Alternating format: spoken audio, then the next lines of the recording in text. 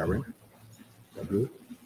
All right. Welcome to the Antonio Parkinson Project. Today, we are talking about Al Green. Not love and happiness. Love and happiness. Wow. Not that Al Green, but Congressman Al Green. Also, the Trump tariffs and China's response to Trump's tariffs. And we also are going to talk about what's happening at 201 Poplar and Shelby County jails. And we got Chief Anthony Buckner in the building. And so y'all don't go anywhere. Hit that subscribe button. We'll be right back. You're watching the Antonio Parkinson Project.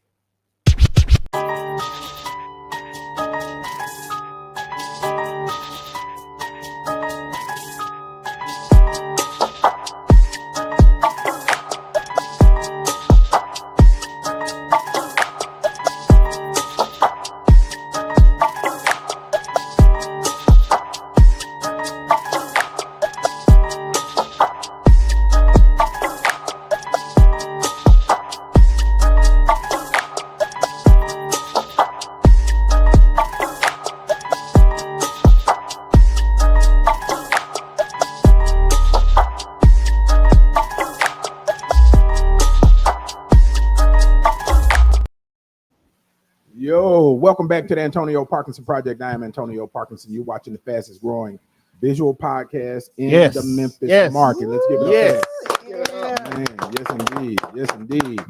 I got my wonderful, lovely co-host, Angelica Jelly Woods, in the building. Give it up for Angelica. Yeah. Nice. He's doing that because Women's Month. Man, it's that month, all right. Yeah. All month long. That month. Yeah. DJ Kojak. That's my DJ. DJ Kojak in the building. Give it up for DJ Kojak in the building. Yeah. You see how petty her clap was? Her clap was weak, Kojak. Hey, Kojak, but do this for me, man. Scratch it up four times. For the chief. He's in the building. Scratch it up four times. Oh, one time for the chief. One time for the chief. Put a little extra in there, man. A little extra in there. But let me ask you this, Chief. Did you hear that scratch? I didn't hear it. I didn't. Oh God! I didn't hear it. Oh my God! Oh my goodness, man. Oh my God! Kojak, I heard it was turned down. I'm gonna turn it up one more time. Does he deserve a second chance though? Okay. He the chief. He the chief. He's all about second chance. Heavy as the head, so he got a lot on his mind. I gotta do it again. Four times for the chief. Okay. Hey. Yeah. Did you get that? I heard it. Oh yeah, there you go. That's the chief right there. Address him as such. Yeah, man. That's what's up, man. Y'all give it up for Chief Anthony Buckner in the building. Shelby County's finest. Come on now. Thank you.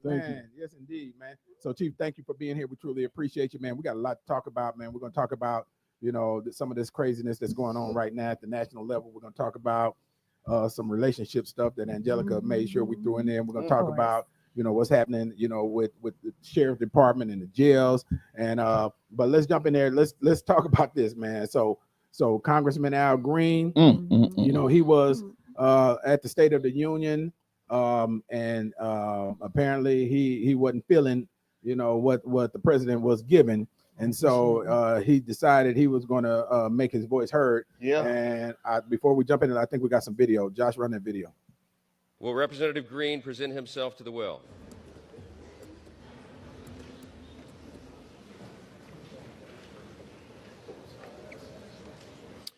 By its adoption of House Resolution 189, the House has resolved that Representative Al Green be censured, that Representative Al Green forthwith present himself in the well of the House of Representatives for the pronouncement of censure, and that Representative Al Green be censured with public reading of this resolution by the Speaker.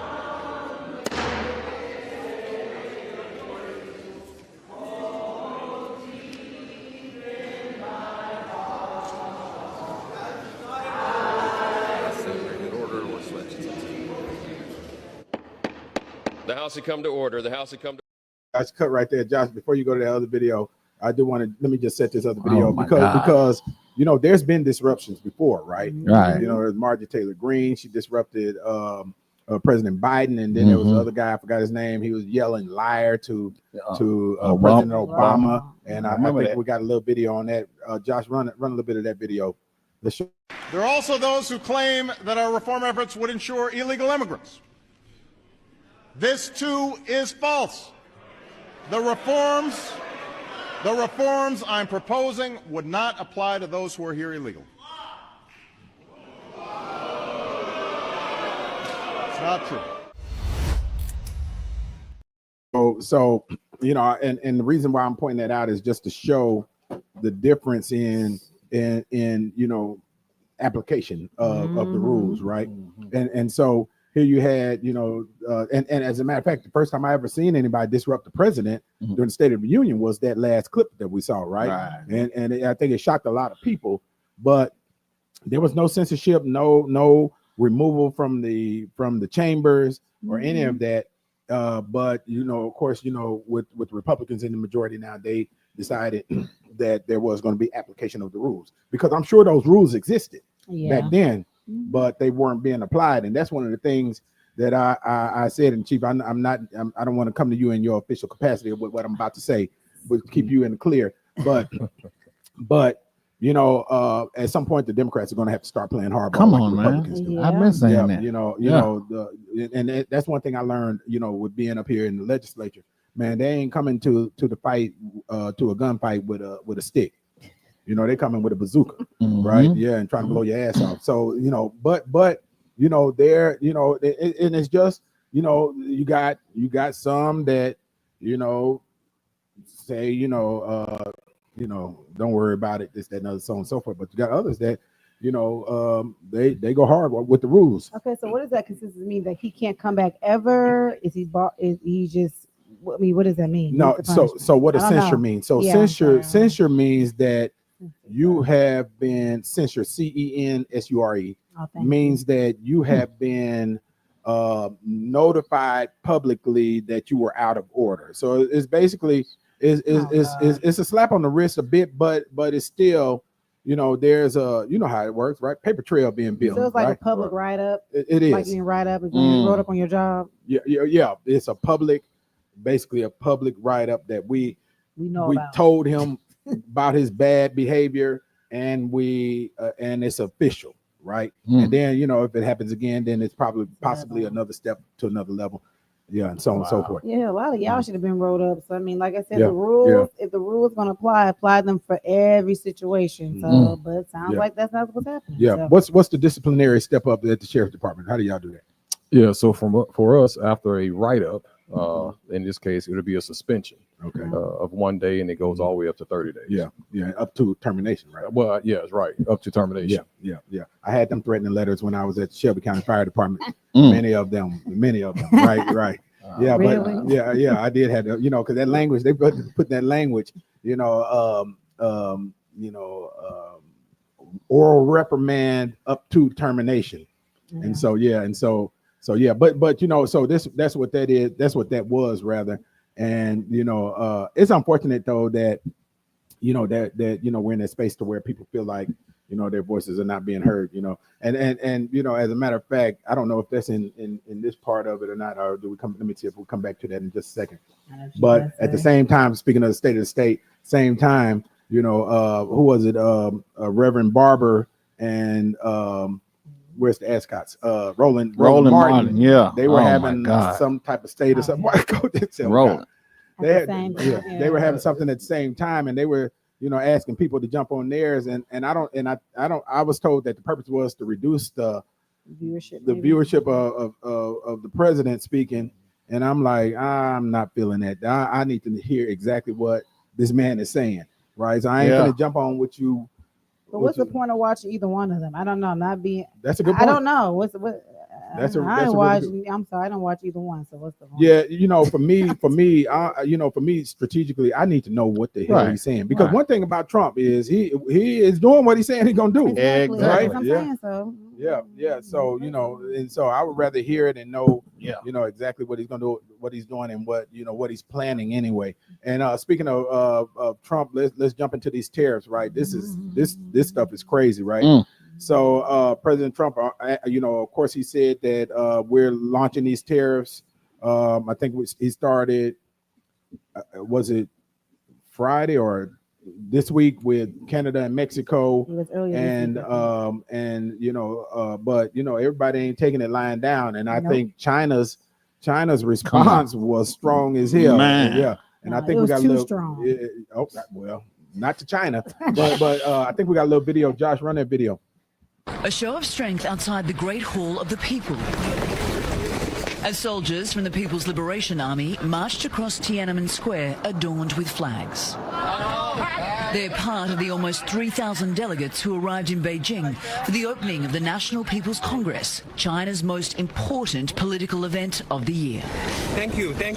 But hanging over this highly scripted and choreographed event, the escalating tensions with the United States and China's defiance. Excuse me, sir. Are you worried about the US-China trade war? Thank you. Do you think that President Xi and President Trump can make amends? Inside the hall, all eyes anxiously waited for the main event. The National People's Congress is very much focused on the economy, but this year it has been overshadowed by geopolitical events, with the US-China trade war taking center stage. China's leader was warmly greeted. Only yesterday, Xi's government hit back at the US with retaliatory tariffs against agriculture, while the foreign ministry spokesman issued a warning, quote, "If war is what the US wants, be it a tariff war, a trade war, or any other type of war, we're ready to fight till the end." As President Xi watched on, his... Yeah, man, those are some strong words, right? Man. Very, very, very strong words. And it really gives me real concern about, the stuff that's going on, and Warren Buffett said last week, he said that, when you impose tariffs on these other countries, right, that in itself is a form of an act of war, right? And you think about it because you're tampering with the quality of life of a nation, right? When you put these tariffs in place. And I'm more concerned on how the tariffs going to affect us, Right. black folk, us. You know what I'm saying? I know one thing I know. I have a club, Hip Hop Lounge, 5721 Roddy LaGrange. But when I'm going to get my Jack Daniels, Okay, Yeah. then. your Jack and Coke, that's us all Your Uncle day. Nearest, even better. Man, Yeah. did y'all hear that? Aren't we in the blackout period where we're spending money I'm with? just So Kojak chose Jack over Uncle Nearest. no, my customers, my He was doing customers. the transfer on the top. He was trying to do a little. Yeah, I did one. For the I'm Canada glad. show. I'm glad that's the PR in you. I'm glad you straightened it up for him. He's trying to talk about Canada, Please how get they that look pulled on Jack Kojak's off the face. shelf. Right, Yeah. right. That's Please. what he was trying to do. I mean, we can get rid of it all together, but right now, that's what my customers are asking They for. choosing Jack over Jack? Uncle Nearest. Yeah, every day. I try to push it all the time. I bet you. I got about 5 bottles I of bet you- Uncle Just Nearest change still the up bottle, there. they Right. No, they I be- bet they you if be you put buzzed. Pour Canadian that- mist in there, they wouldn't even know the difference. That's why I just said it won't Right. even matter. Well, that's They about ain't 4 gonna know. drinks. Yeah, you Yeah, ain't gonna they know gonna what you're know. drinking. That is hilarious. That is hilarious, man. You had Uncle Nearest before, Chief. Have not. Me Okay. either. Okay, we're gonna get the one. Oh, one I've heard of second. it. I never It's heard. I smooth. never even heard of Yeah. it until now. It's Listen, smooth. somebody gifted me a bottle, but I Yeah. just haven't tried it out. Okay, we're gonna have to get Fawn to send you a bottle over there. She's the owner over there, Uncle Nearest. They are great people too. If y'all ain't following Fawn Weaver, y'all should follow Fawn Weaver. She's putting that knowledge, that stuff out there, right? I've never heard of it. Yeah. She got a hell of a campaign. Yes, hell of a indeed. campaign. Oh my God. I've Oh never my heard God. of it. Yeah. Yeah, but Canada, speaking of whiskey and Kojak, Tennessee I see whiskey, it. I see it. Canada has yanked all of the American-made liquors off of their shelves Yes. nationally, Mhm. right? I think we got a little video. Josh, run that video. Starting today, LCBO, the largest purchaser of alcohol in the world, will begin removing U.S. products from its store shelves. And as the exclusive wholesaler, American brands will no longer be available in LCBO catalog, meaning other retailers, bars, and restaurants in the province will no longer be able to restock U.S. products. This is an enormous hit to the American producers. Every year, the LCBO sells nearly $1 billion worth of U.S. wine, beer, cider, seltzers, and spirits, including more than 3,600 products from 35 states. As of today, every single one of these products is off the shelves. Oh man, that's sending the message. That's Man. sending a message right there. bro. Yeah, man. If we could do that, that'll be dope. Yep, and that's a blow now. And I'm gonna tell you something, man. And I didn't think about it till I heard this. Of course, Jack Daniels is Tennessee based, right? And they, when they found out that Canada was removing them bottles, they started screaming bloody murder. And this is what it's going to take to turn this stuff around. These business owners screaming bloody murder. Jack Daniels folks said, this is, let me say this right, because this is going to be clipped. Jack Daniels people said, removing this product from the shelves is way worse than the tariff. Because think about it. If the products are on the shelves, people will still buy them, possibly, right? And pay more. But when they're not on the shelves, it ain't no retail, it ain't no wholesale, and it ain't no taxes or nothing. It ain't no product. And did you hear they said $1 billion with a B? 35 states being affected. So people are missing the rippling effect. I keep on telling people it wasn't well thought out. And we're in the baby stages of it. That's the worst part of it. We're still, in the baby stages of it. So I think it's gonna get worse, right? I was talking to the road builders and those that repair our bridges and stuff, and talking about them and their supplies coming in, right? And a lot of them deal with iron and deal with other raw materials that they need, and some of them are going to be affected by what's happening and what's going on. So so well, on CNN it says Trump said Canada has been ripping us off for years on lumber and dairy products. Wow. Trump said in the Oval Office address citing Canada's roughly 250% tariff on U.S. dairy exports to the country. Trump said America would match those tariffs dollar to dollar. All right. Oh yeah, keep on fighting this fight. But I want to say that I lost my train of thought there for a second, but there was who was it? In fact, hey Josh, run that next video, because this will set that up perfectly for where we're going.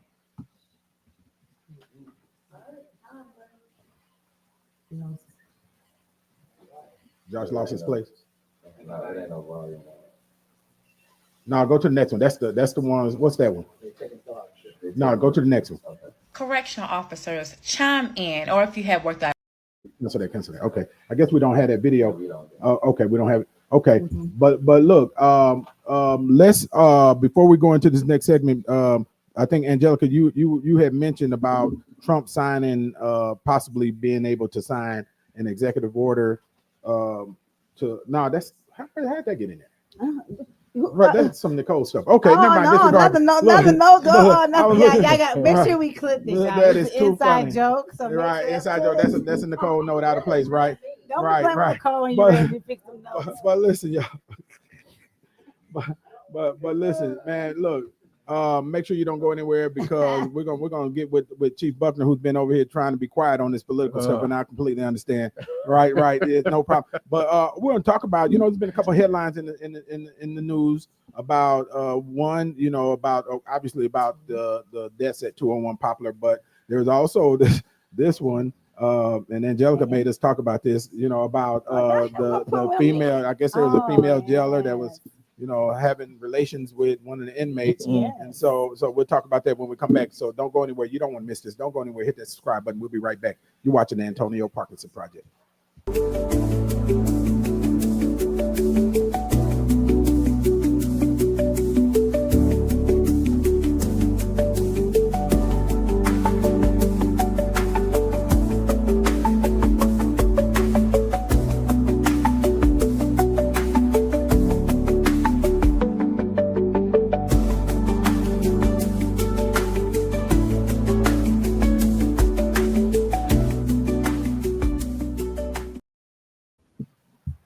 Welcome back to the Antonio Parkinson Project. You're watching the fastest growing visual podcast. Say that. This market. Let's go, baby. Say that. Yeah. Change that soon. Keep them numbers coming. Went over 6 million views in a year, literally 6 million views in a year. It's a lot of work. Hey, Chief Buckner, you want us to handle y'all social media? We're over 6 million views in a year.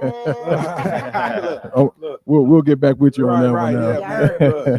Hey man, y'all give it up for my lovely co-host Angelica Jelly Woods in the building. Yeah. Yes, thank you. Yeah. Can I make it a little louder? It's Women's History Month. No. What? Oh, Chief Bucket, thank you, Chief. Oh, Thank okay. you. So you're wise, Okay. man. Hey, that's Don't very let wise, these man. heathens, don't let Very these wise. heathens rub off on I'm you, gonna turn the okay? sirens on too. Yeah, thank you. Make some noise. Throw them in the back of the Right, car. right. I don't know. Woo, man. Y'all give it up for my DJ. That's my DJ, Yeah, DJ yeah, Kojak in the building. yeah. We in here. All right. We in here. We in here. We in here. Man, and y'all give it up for the young Chief. Come Chief on Buckner now. in the Come on building, now. man. Yeah, All man. That's what I'm right, talking all about. That's what I'm talking Yeah. about. That's what I'm talking about, man. Look, I remember when this young brother was out there in the field. You know, I was on the fire department. He was on the sheriff's department, right? Out there in the patrol car.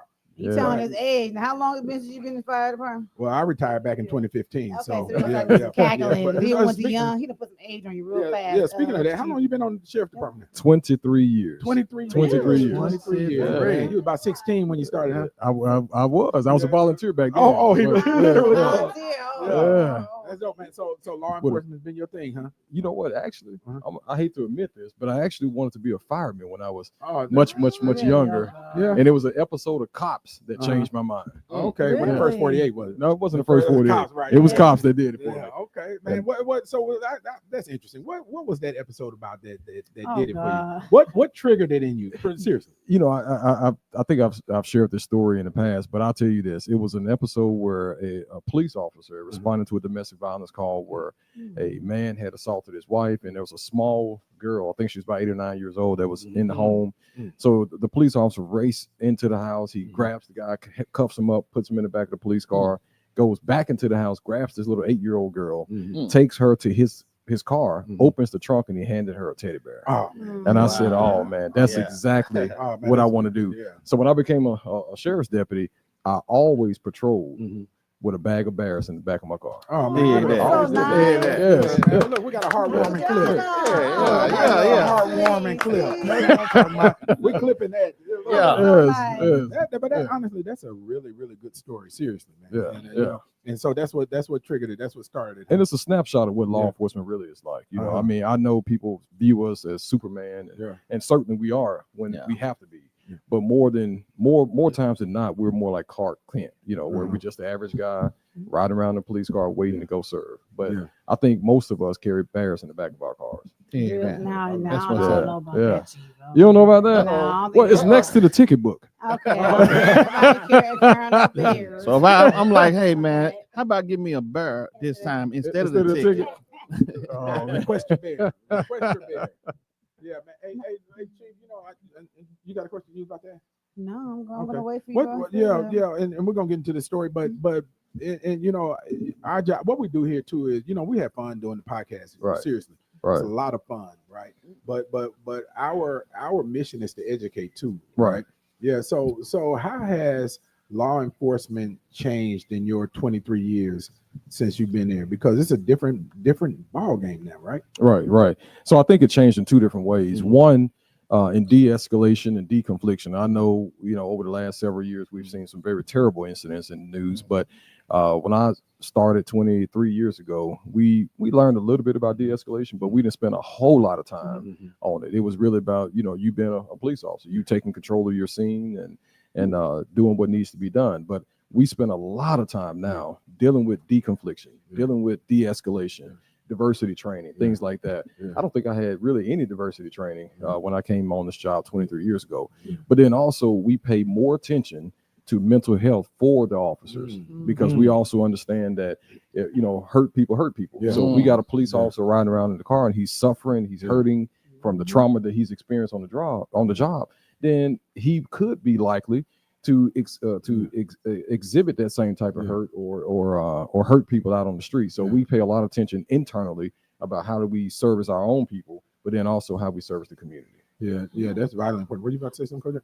Or just, I'm saying, or just dealing with seeing those type of things that's happening in the community, pulling over people, life. If the story could have been different with the little girl when you walked in and Right. she would have got killed, that Right. could just have an impact on your mental health anyway. Right. Sometimes you just need a break. I mean, Oh yeah. And I mean, even myself, you know, I was a patrol sergeant for a number of years, and if not every day, every other day, I was dealing with someone who had passed away. I was dealing with, you know, a lot of death scenes. And so after about 4.5 years of that, I'm like, hey, I need a timeout because I'm dealing with this every it single took day. 4.5 years. It took me about 4 days. I was like, all right, well, I need a break. No, and you know what actually grabbed my attention. I was at a funeral one day of a friend, and I was sitting there thinking, like, this looks abnormal to me. A person in a casket with a suit on, makeup, that looked abnormal to me. Wow. Because what I was seeing was totally different. And so I knew then when what's normal for everyone else began to look abnormal to me, like, hey, I need a timeout. The norm shifts. You know, here's something I would tell people, especially I tell them up there at the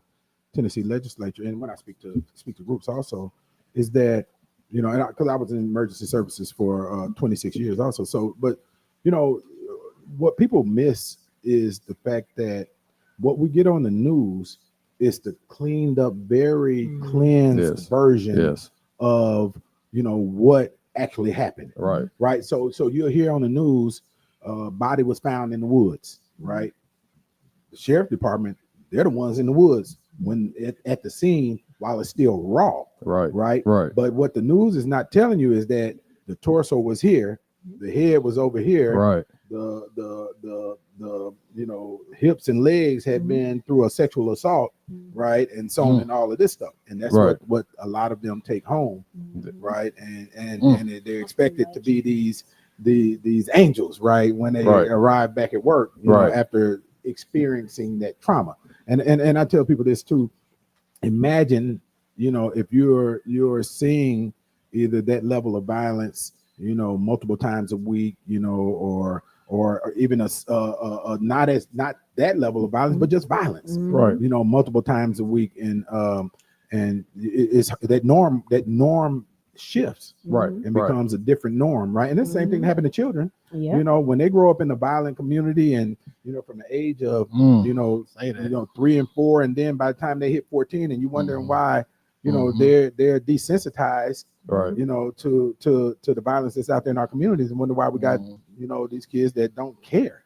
Right. Well, you know, one thing I am encouraged by, you know, part of my responsibilities, I interview the next generation of deputy sheriffs, and I can tell you, the last set of interviews that I was a part of, each and every last one of the candidates wanted to know what is it that the sheriff's office do to protect the mental health of the officer. So I was just absolutely blown away to have 20 and 21-year-olds asking us about mental health. So that tells me that there is a shift in our community, and perhaps even in our schools, that where mental health is important, or at least there's some awareness that, hey, you need to protect this just like you protect your health. Can you call into work and say, hey, I need a mental health day?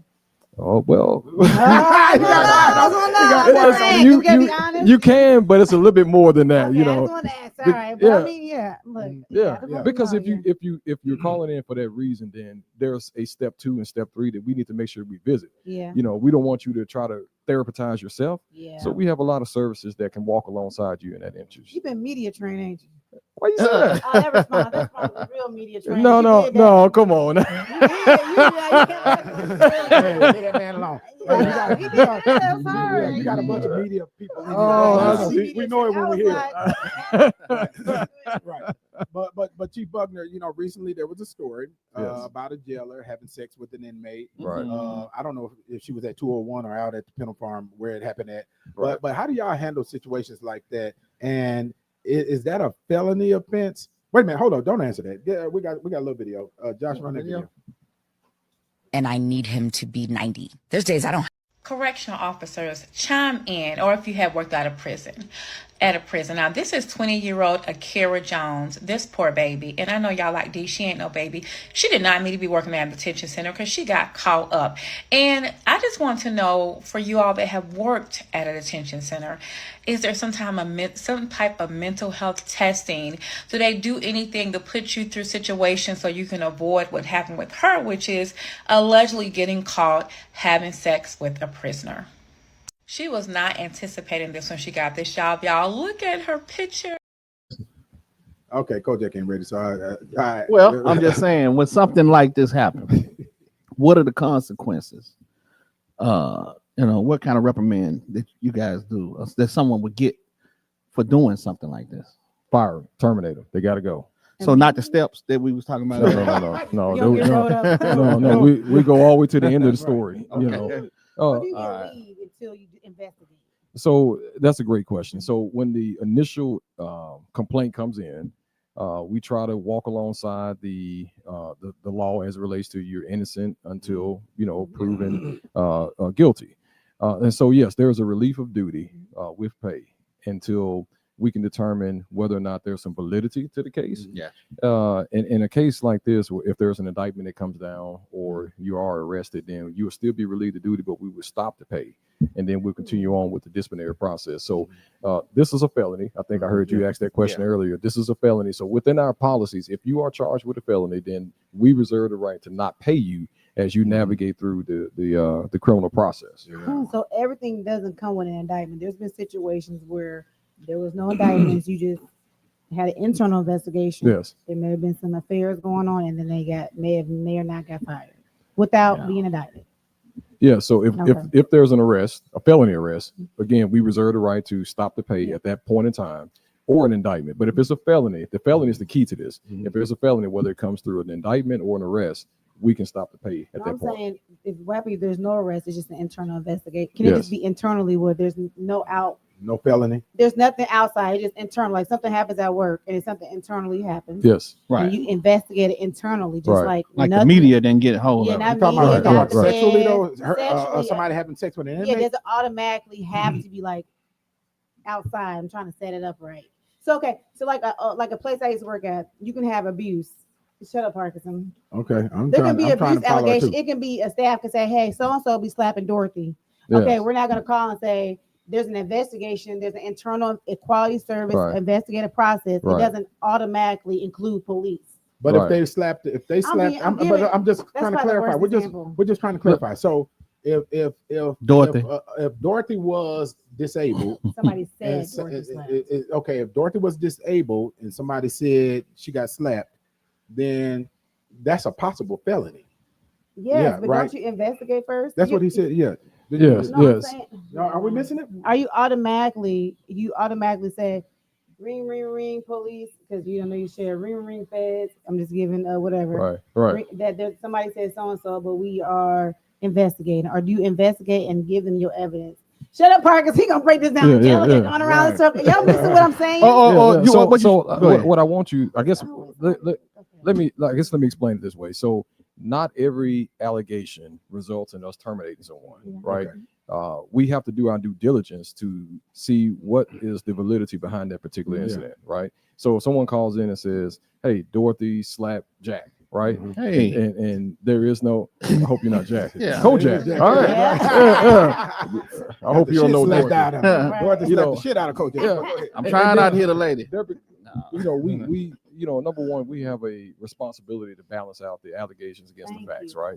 So one of the things that we try to do is obviously pull video. We do a preliminary assessment of that particular incident first, and if perhaps we do see a video and it did occur, now we can kind of put these other things in motion. But if we're checking video and we're asking people and there is no independent witness to suggest that this incident didn't occur, then likely, we will not relieve that employee of duty. We will notify the employee and we will give them an opportunity to respond to the allegation, but we're not going to be an agency that overreact to what comes in as a complaint. Because sometimes people can be vindictive. Yeah. And we And you understand that. call and just Yeah. some people just call. You'd be surprised. Some people just call and just Right. make up anything because they Oh, mad absolutely. about child support that day. I Yeah, don't know if it absolutely. be anything or mad because you can pick up your baby. I'm gonna start some stuff on your job today. Absolutely. Or make up something. So I have So another question. here's what I do know, and I just want to say this: our employees do deserve a fair and impartial investigation. No matter if it's a preliminary review or a thorough investigation, they deserve a fair and impartial investigation.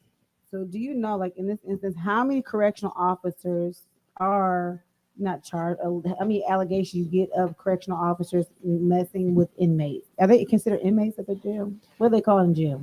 I think it's synonymous. Inmates, detainees, residents. Whatever term I you would want to say use. residents because I want to say residents. Messing with the residents. It's like, Right. what is it? Is it normal? Does it Nah. happen every so? It's extremely rare. In fact, yes. In fact, you can. Those who have been working for the sheriff's office over 20 years can probably count on their one hand how many incidents like this that we've actually had reported to us and investigated. And so it's not something that happens every single day. So it's just one lucky inmate from every 10 years or 20 years. Look, Buck, now but I will say this. I want to make sure that I highlight this. We spend a recruit for the jail spending 10 weeks in the academy, 10 weeks. Yeah. And we cover topics like this, and we make sure that topic is covered by many different voices, because sometimes a student may not respond to me like they would you. And so we make sure that they hear from different voices. We make sure that our attorney comes in and talk about it. We make sure the everyday correction officer comes in and talk about it. We make sure internal affairs come in and talk about it. So they hear it multiple times. We even show them videos. I can tell you that classes are going through right now. We'll hear that video or hear that story about the young lady that you played in this video. Yeah, so show them this video from the Antonio Parkinson Project.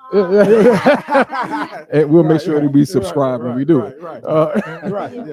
But yeah, so we make sure that we cover this just intently during that academy process. It's interesting. We it seems like we hear more about female correction officers that's backing it up to the inmates versus I don't know how it happens, y'all, but versus male correctional officers that might work with the women in jail east and other places, right? Right. So I can tell you that a large portion of our staff is going to be female.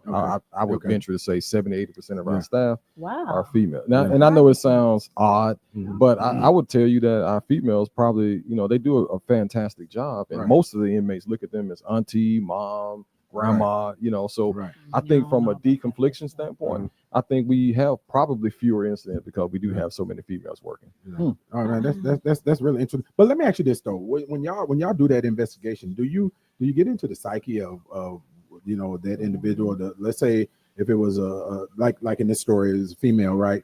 What's the motivation behind it? What makes them, even after all of the training and so on and so forth, what makes them decide to make that decision like that? In my opinion, it's a personality flaw. Those inmates, they're in that facility for 24 hours a day, 7 days a week, and they learn you. When I tell you that, they learn everything about they learn your mannerisms.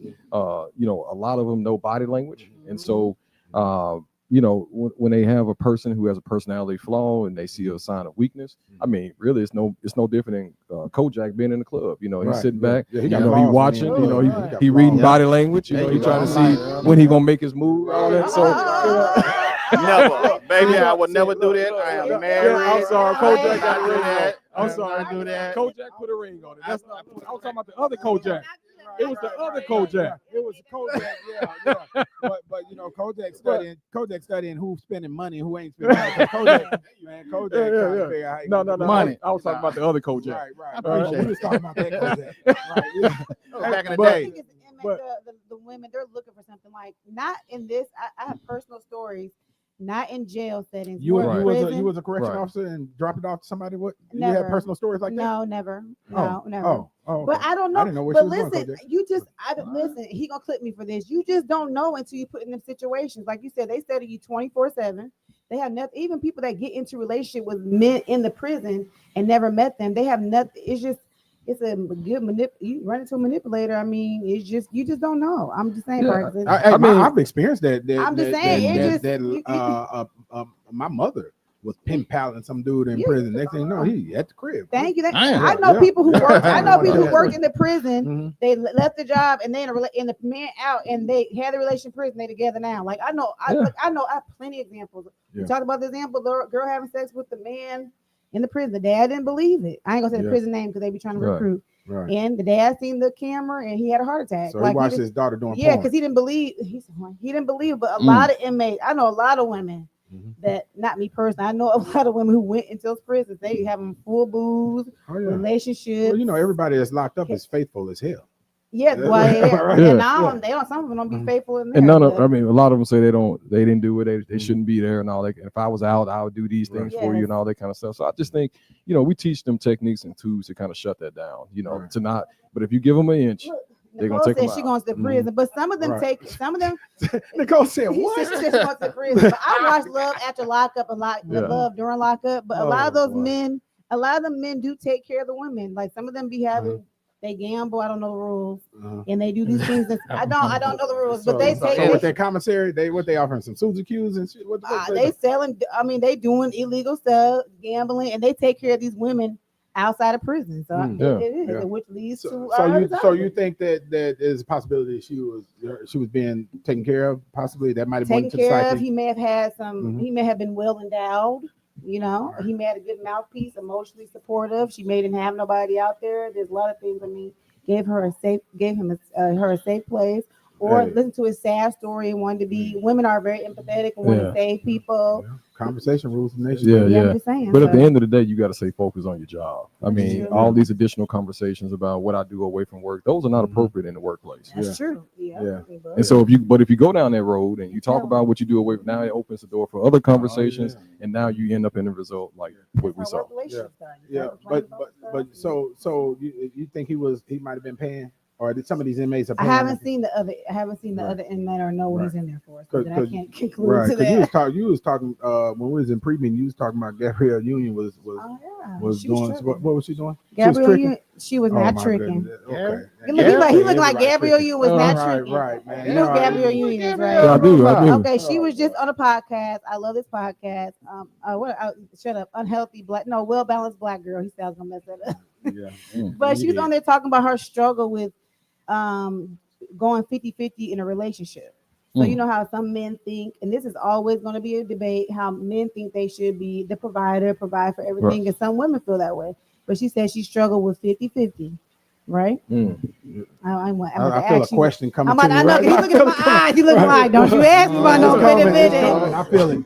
I feel it. With the 50-50, and she struggled with letting Dwayne Wade, who at that time made a lot more money, you know, than she did, but she still wanted to go half on the mortgage, half on the rent, and she just recently was like, okay, Man, Look, I Kojak. almost had her, Kojak. I fumbled the bag I'm on sorry, I Gabrielle left that out. Union, The Kojak. one girl that Sure Parkinson did. film Let's fumbled. go back. Let's go back to Please that. don't go I back. tried to holler at her one time, man. Don't get him. Please don't hear I the looked story at one her more face, time. man. She just Almost. I mean, I'm gonna message Gabrielle. Can you Right, clip that? I'm gonna right, message her right, after right. she remembers this story. She At this probably point, don't. I hope she doesn't. I hope she doesn't.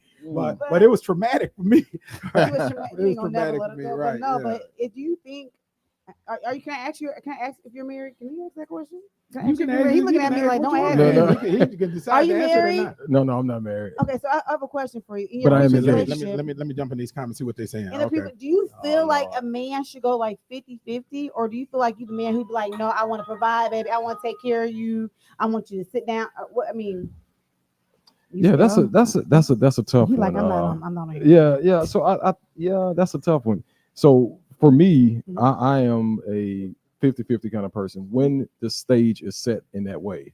You know, one thing that I try not to do is balance my relationship against anyone else's relationship.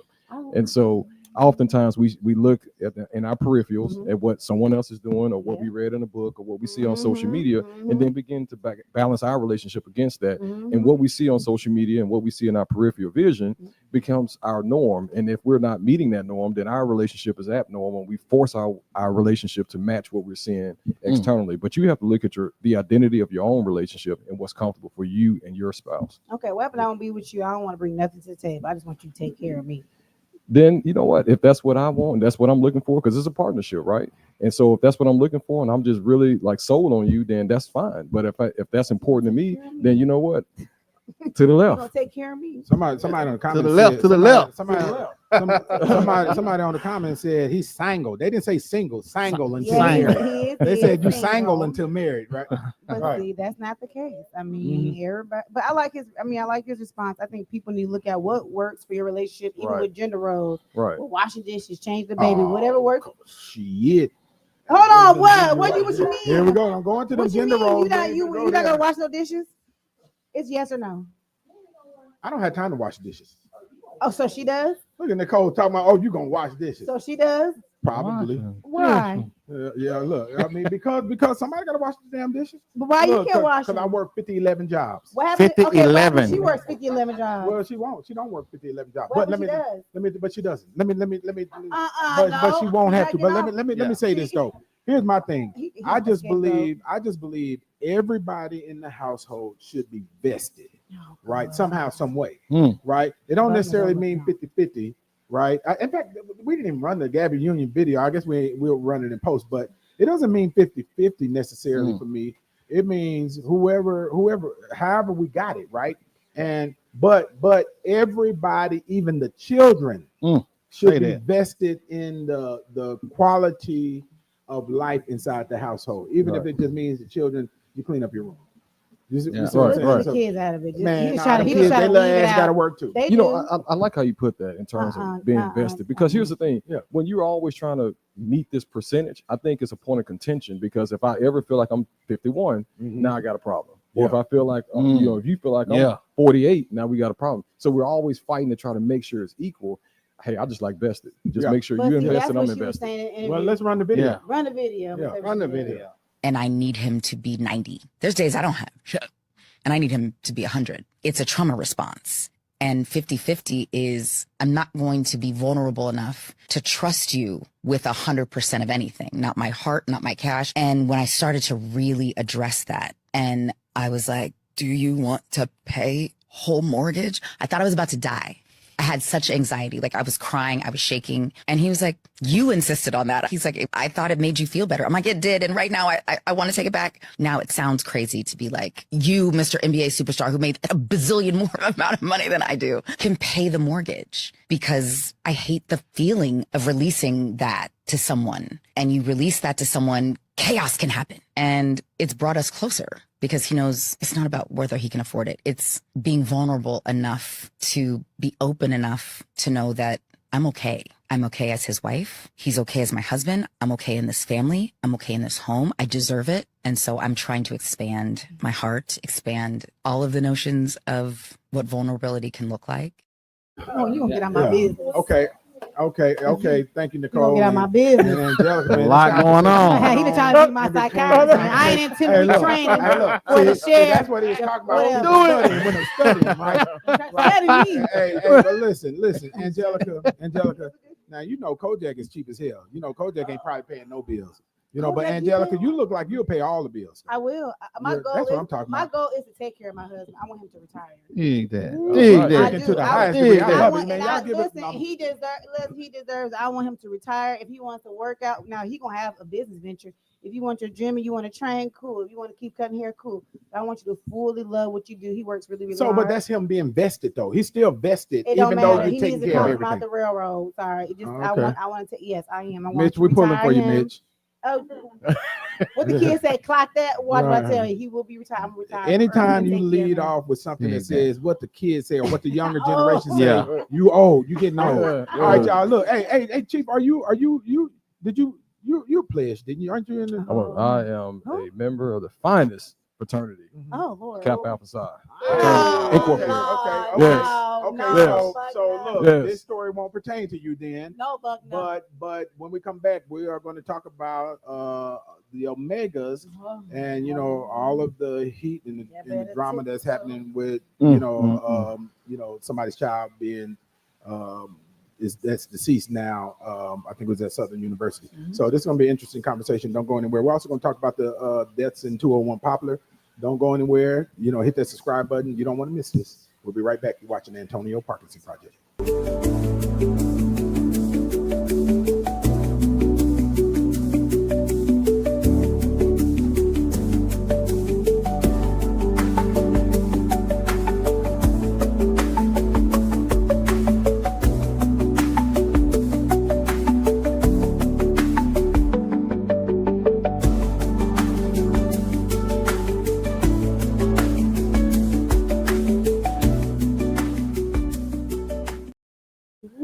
Man, boy, that 30 seconds ain't enough, right? Hey, y'all, welcome back to the Antonio Parkinson Project. You're watching the fastest growing visual podcast in the Memphis market. Let's give it up for that baby one more week. Yeah, we're going to keep on branding it and pounding it until y'all get it. Right. Whose camera ain't on? I forgot the TikTok. Yeah, it's on. That's right. You're You're over there telling all them Hey, inside stories. TikTok. Right. Hey, TikTok. Yeah, and all the juice Right, back right. there. Hey, but look, y'all give it up for my lovely co-host who's in here telling all the tea about her family, man. Give it up for Oh, Angelica. my Angelica. God. I would tell y'all too. Right. You ain't lying because she can't hold water, man. I'm telling you, I would man. tell you. Man, that is not the person you want to rob the bank with. I'm telling you. Look. He down. Right. Look, he went over there and then. I think he peed in the bush too. Right. No. Y'all give it up for my DJ. That's my DJ Kojak in the building. Yeah, man. We in here. We in Believe here. that. And y'all give it up for the Chief. Chief Anthony Buckner in the building. He's nice. And he's single, y'all. He willing to go 50, 90, 10, 100. She's 100. She's 100. What you saying? Engaged. I'm engaged. Right. Look. You better. He said that earlier, Angelica. You gonna have that man getting whooped. Yeah. Man, when he get back, man. Fiance, he's not available. He has put the ring on it. He is no longer renting. He is ready to buy. I'm sorry. Wow. I'm sorry. Thank you for clearing that up because he was about to get an ass whooping when he got back right now. What that you say? I'm sorry. She gonna be like, I'm going sorry, on the show next Friday. Oh my Look, I'm gonna God. straighten this up. I'm sorry. And look, they're gonna be coming for you, Angelica. Oh my God. Hey man, if they come for it, they come for it. Cause she man, Angelica knows she be apologizing. Nah, y'all come on get it right. But look, Chief, man, again, thank you truly for being here. We truly appreciate you, man. So listen, members of Omega Psi Phi, they're under the microscope right now, due to an alleged hazing event that turned deadly. Hey, Josh, run that video real quick. We have a breaking update from Southern University following the death of the student named Caleb Wilson. University leaders issued a statement in the last half hour condemning hazing and saying it will not be tolerated. And this all stems from their internal investigation into Wilson's death. The WFBI team also uncovered new information tied to this case. Sources with direct knowledge of the investigation tell the I-team Caleb Wilson was punched before he collapsed just last week. Those sources say the story that fraternity members told to police officers about his death happening at a Breck Park, well, that was fabricated. Sources said pledges with Omega Psi Phi were actually at a warehouse in Baton Rouge when Wilson was punched in the chest and collapsed during an unsanctioned fraternity ritual. He was later pronounced dead by doctors at an area hospital. The hospital contacted Baton Rouge police, which launched an investigation. This is a developing story, and we'll post any updates we get on WAFB.com. Southern University will be holding a candlelight vigil tomorrow evening for Caleb Wilson. That will begin at 5 on the lawn in front of Isaac Gregg's Band Hall. Southern. Man, first, let's all seriousness, we, our hearts go out to that family. Come on, man. Yeah. Definitely. Because, you send your child, to school. It's really one of the best moments of your life, right? Yeah.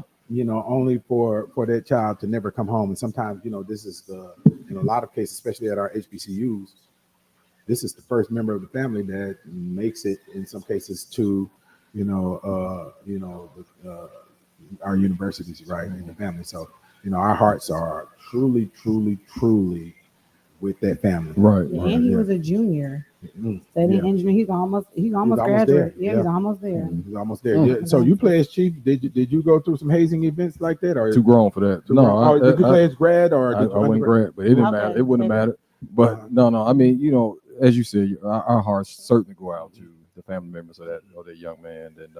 And I hate it for the organizations, the Divine Nine, as well, because I can tell you that there isn't an organization out there that condones that type of behavior. Yeah.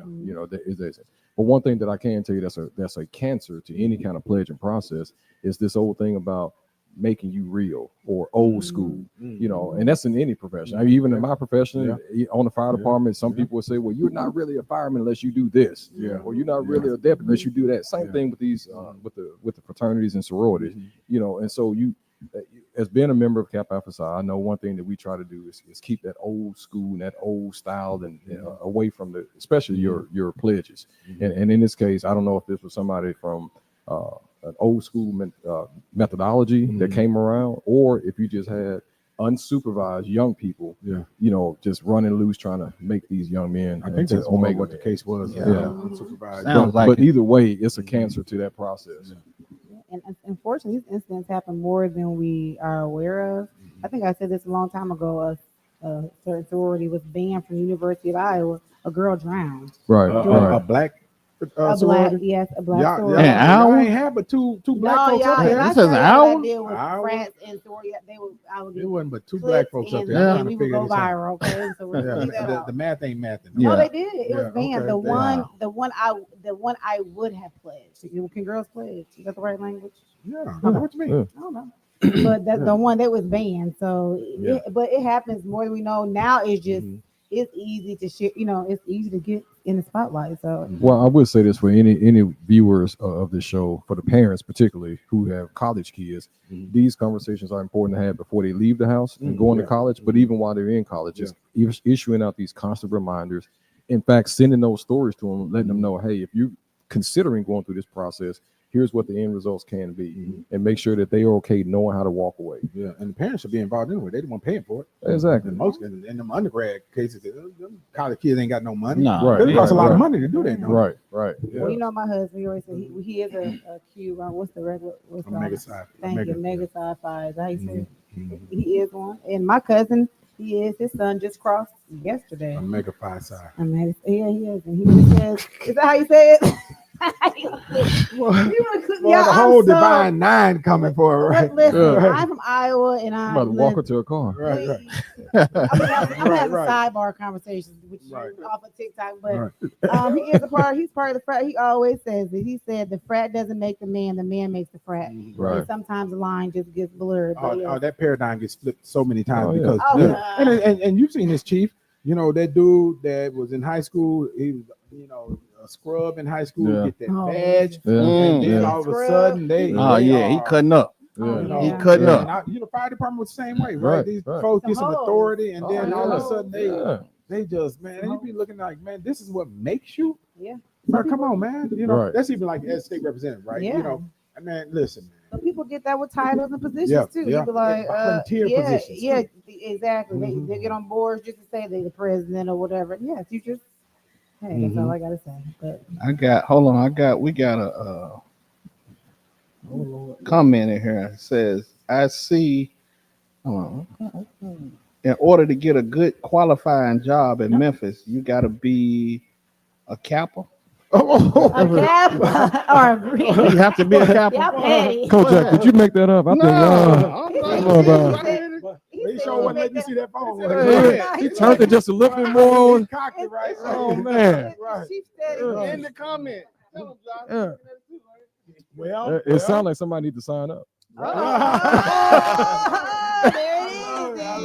They trying to get that real money. hey, but you know, shit, Paul is a Kappa. Yeah. You know, We Chief just is had a a Kappa. Kappa. Who else? And Delta's running it too, ain't it? Because you know, Chief Davis is a Delta. You know, you just gotta have on red. That's what. That's what. Not It is. really. Right. Yeah, man. Make sure you get clip saying that. Clip yourself Yeah. up. Hey, Chief. I know you guys are trying to get a new jail bill. Right. How's that going?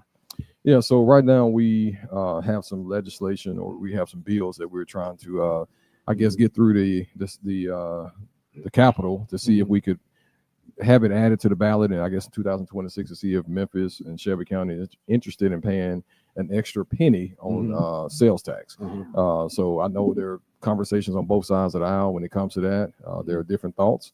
But I think what we're trying to do as an agency is present a menu of options. So we know that whether it's sales tax, property tax, cell phone tax, sin tax, there's going to probably be some type of tax that's going to have to help pay for a new jail. And I think our position is just making sure that there's a menu of options. You know, we know there's probably not one that everyone is going to favor, but at least give people the opportunity to decide how they want to pay for it. Yeah. How much is it going to cost? What's that? So no, obviously it depends. So it depends on the size of the jail, right? So for each bed, it costs about $250,000 per bed. And so, you know, depending on what our jail study will come back as, the jail study could say we need a jail that's 2,500 people, or it could come back and say 3,600. So you just take whatever number that is and then multiply it times $250,000. And that's about what it's going to cost. So we're thinking $1 billion. How big is the jail now? So the jail right now can hold 2,800 inmates. I'm thinking that the next jail could be built to hold about 3,500, maybe. You know, we just got to kind of see. We're looking at some data points right now to determine what's the best estimate is going to be for the next jail. Are they going to factor the Trump tariffs in that bill, or have y'all? Seriously, that's a really legitimate question. Yes. What's going on? You know, because that price may. So the $1 billion quote that I said or that I stated, that was a year ago. You know, obviously, the longer we wait, the higher the prices. Yeah. You know, you did a video. Dang, I wish I'd have pulled that video, but it'll definitely be in post. I thought it was the smartest public relations strategic move that I've seen y'all do in a long time. I Look gotta get look, that he too. fixed his tie. He fixed his tie. Because real talk, he went into the bowels of the jail, right, and started showing us the actual leaky pipes, the doors that wasn't working, and laid that out there. That's vitally important to educate the public on what's really going on. Why we're asking for this. So I have the opportunity to go inside the jail all the time. I may leave here tonight and just walk through the jail. Yeah. But then when I go into the community, I'm trying to paint that picture. It's a struggle because if you've never been to jail, I can talk all day, but you can't really compute, right?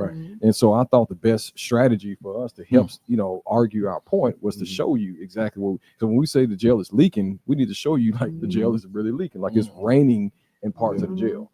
And so that's costing money too. It's costing money. Yeah. I mean, we're spending like this year alone, I think we're going to spend close to $18 million in just repairs. But here's the thing, I'm sure each of us live in a house or an apartment, and there are always things breaking, and you're having to make repairs to it. So I'm tender about that right now because I just got a call to just a minute before the show. So the price tag for a jail to fix is much larger.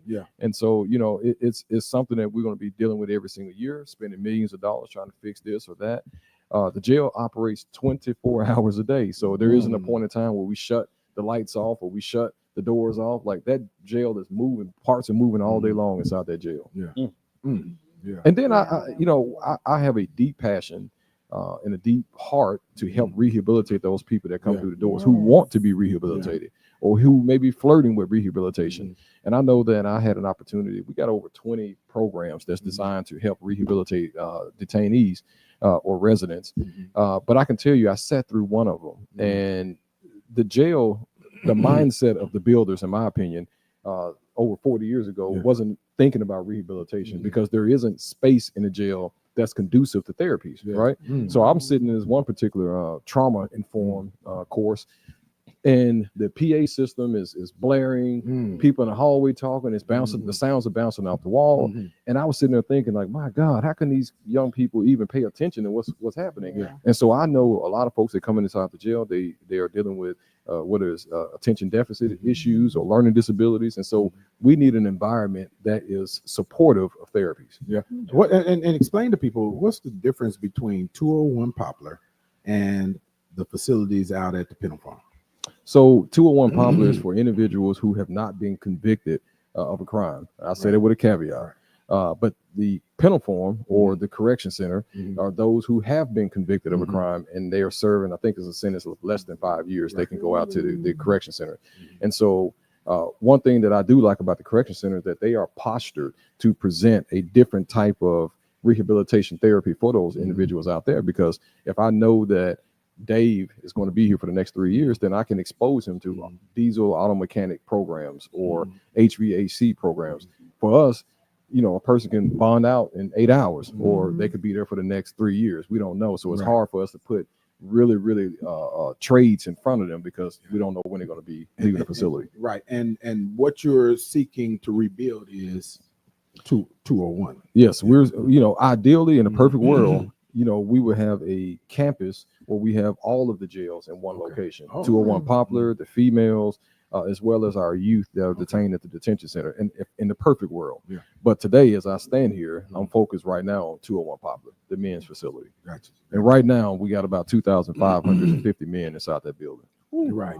Are there, and this is a little bit off where we're supposed to be going, but are there any individuals up in 201 Poplar or types of charges that you feel should not be held in there so you can make bed space for for those crimes that absolutely the people who panhandle at the corner store, the people who are walking in the middle of the street, and they just won't get out of the street. Jail is not a good place for them. That's not an appropriate place. I think if we provide the right wraparound services to those individuals, they would never come to jail. But I know it's hard at 2 o'clock in the morning when you have someone who won't leave the gas station and nobody answers the phone. It's hard for an officer to figure out, what do I do with this person? And sometimes the easiest answer is to take them to jail. And so I hope that we see a day that whether it's 2 o'clock in the morning or 2 o'clock in the afternoon, there are services and resources out there where when an officer is dealing what I call with more of a nuisance issue, that they don't have to come to jail, even if this is the third time they've been called, that they can take them somewhere else to give them the wraparound services rather than bring them to 201 Poplar or wherever the jail is at that time. Yeah, because some are just looking for bed and shelter. But real honestly, talk, they do that so they can get rest so they can go lay in the bed, go Right. sleep and get some food. They do that on purpose, some of them. Right. And we do have a large good portion of people in there that just should not be there. I would tell you that right now the jail is probably the largest mental health facility in the county. Yeah, man. I tell you, man. He's the former Department of Corrections commissioner, and he was a former warden. I want to say I don't know who, White Bill or Trouser. I don't remember which one it was, but he told me. I asked him in the committee hearing one time. I said, "What's the percentage of inmates that are on mental health meds in your facility?" And he said 72%. Oh, 72%. Think about that, right? Number one, shit, how would you like to be the 28% that ain't on mental health meds, right? And and it's unfortunate. It's unfortunate that the jails and our prisons have become the new mental health holding facilities, right? When these folks could be, put on their meds and possibly, not tying up these beds. Right. That's And a so, slogan for you. Yeah, I know. Put them on the meds so they don't tie up the beds. I like it. I like them. I'll write that down. But yeah, so you talked about that number. So for us, 2,550 men at 201 Poplar, and 732 of them are taking some type of mental health medication. And so that ranges all the way from someone that's suffering from depression all the way to someone who is using their feces to paint the walls. Whoa. And so it's everything in between that. Go ahead. And that's just what we know about. Right. Let me ask this because I know we run out of time. We're hearing a lot more about the deaths in jail. Right. What's being done to prevent that? What you guys are doing? But well, hold on before you answer that, because I think we got a little video, and I think you might respond video to this chick. Josh, run that video. 13 News at 10 starts now with breaking news. We're following breaking news at this hour from 201 Poplar. Within just the last 30 minutes or so, the Shelby County Sheriff's Office announced 2 more inmate deaths at the jail. Now, keep in mind, these are in addition to the 2 other deaths we told you about earlier this week. Let's get right to our reporter, Jack Bildew, who was at that news conference with the sheriff, Sheriff Floyd Bonner. So, Jack, what have we learned? That was a pretty lengthy and detailed news conference. A lot of information, a lot of details, but still a lot of questions. The main one, we still don't know how either of these latest 2 inmates died. Here's a look at them. That is 33-year-old Darian Nolan and 57-year-old Darren Crawford. Nolan had been at 201 since September. Crawford had been there for about 2 weeks. Now, the sheriff says their cause of death is still under investigation, but he pointed to the ongoing problem of drugs coming into the jail as one potential cause, especially fentanyl. Here's some of what he had to say. This is a struggling problem, and when you start talking about fentanyl, which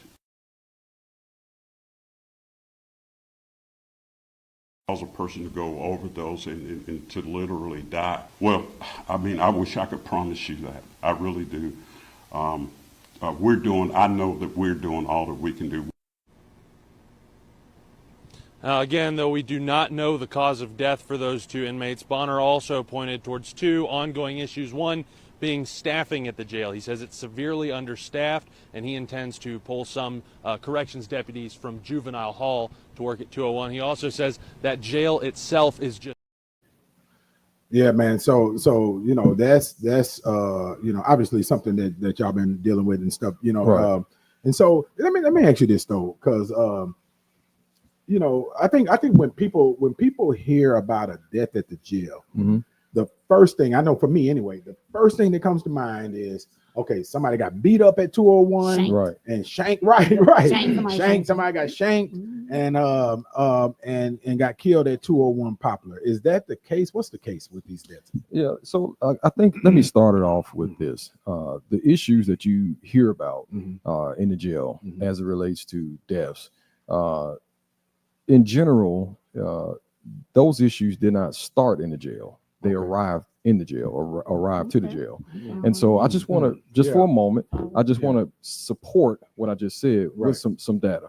And so on average, about 100 times per month, our medical staff, as well as our correction deputies, are responding to medical emergencies inside the jail about 100 times a month. Right. Now, out of those 100 responses, about 30 of them result in hospitalization for about 7 days on average. You know, again, So I'm telling 30%, yeah, 30%. that's That's big. 30%.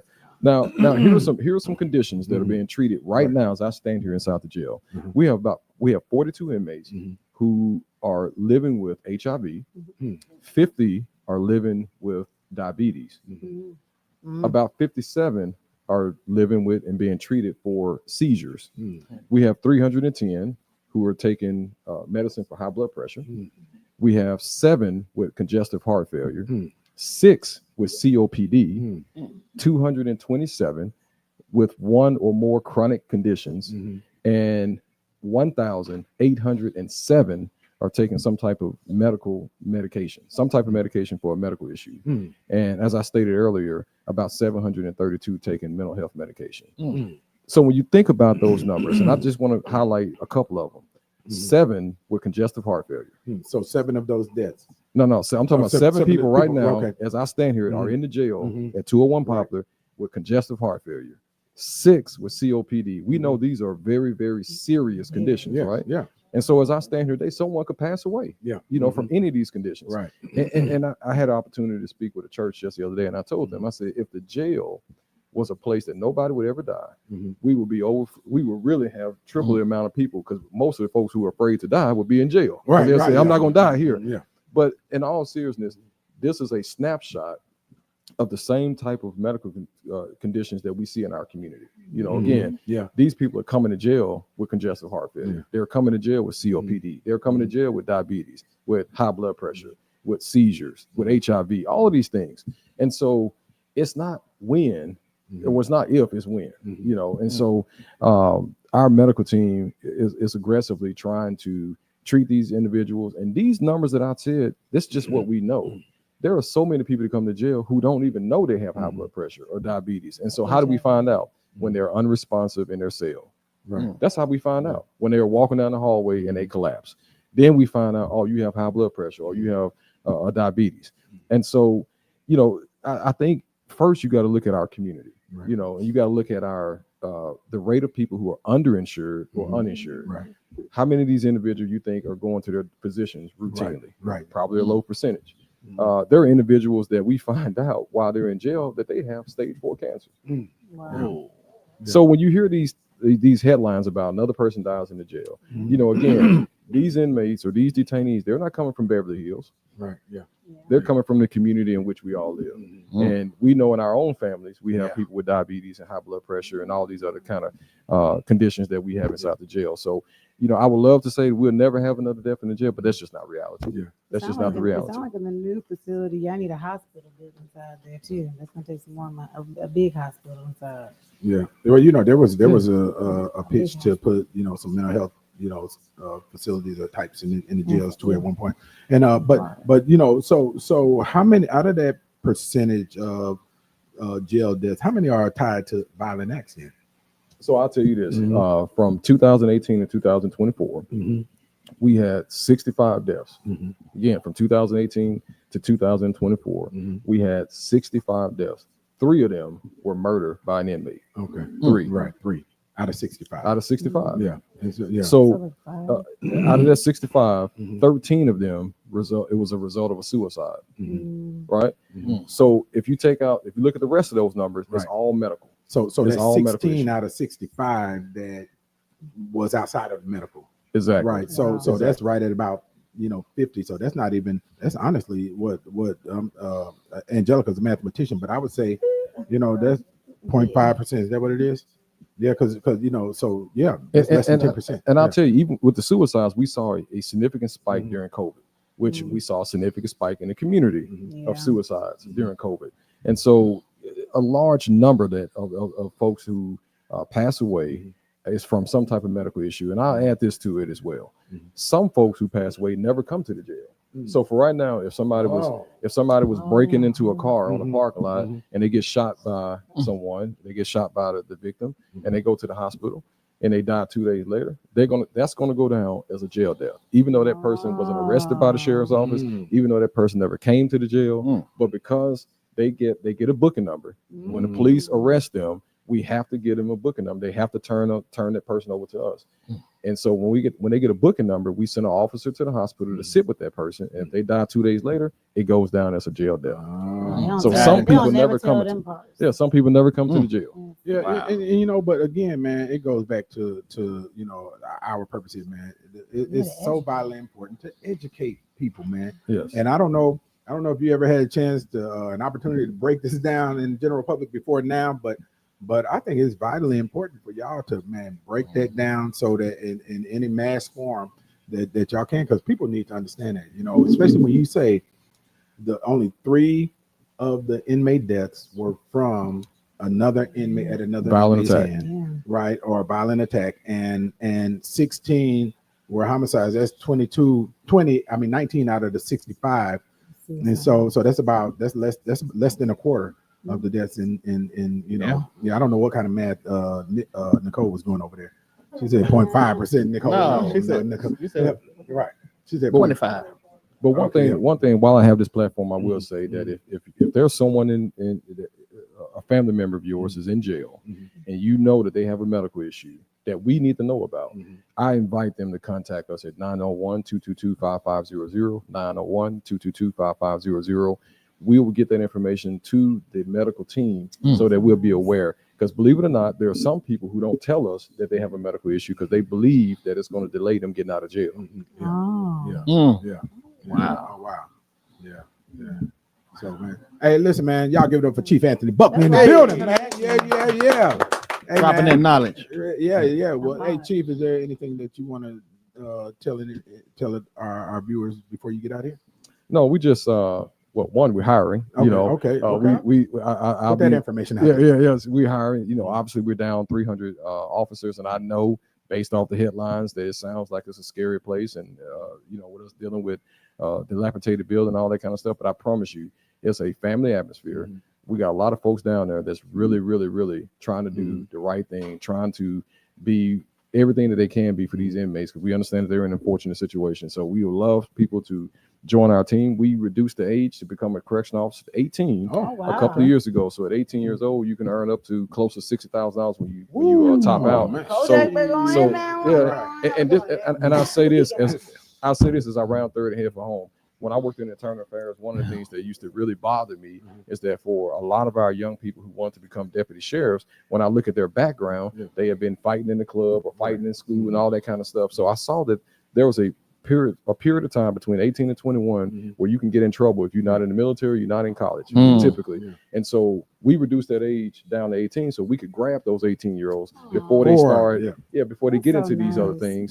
So if they do want to go into law enforcement when they turn 21 and 22, then we'd have put them around some senior people, some policies, some training, and some leadership training so that they can elevate their career. So and Shelby-sheriff.org. Say it one more time. Shelby-sheriff.org. Go to www.shelby-sheriff.org and please click on the job link. Yeah, and to that point, you know, my guy actually, I think I was his first friend in Memphis. You know, Ryan Shelton just retired from Shelby County Corrections, and he did 25 years with him, and so congratulations on your retirement, young brother. Right, and man, thank you again to the chief. Y'all give it up for the chief in the building. Information. Yeah, man. Hey, look, thank you so much, man. We appreciate you being here, and I hope y'all got something from this. So make sure you stay locked in and share this video, and make sure you like, follow, subscribe, and comment, because we want to hear your comments on this video. And we'll see you next week. You're watching the Antonio Parkinson Project.